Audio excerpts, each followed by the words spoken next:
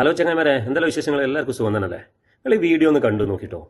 ഒരുപാട് ചിന്തിപ്പിക്കുകയും മാത്രമല്ല അദ്ദേഹത്തോട് ഒരുപാട് ബഹുമാനവും സ്നേഹവും തോന്നിയ ഒരു വീഡിയോ ആണ്.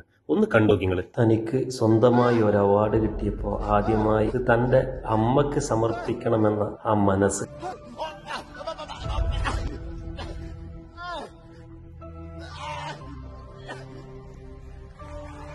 കണ്ടില്ലേ ചങ്ങായിമാരങ്ങളെ?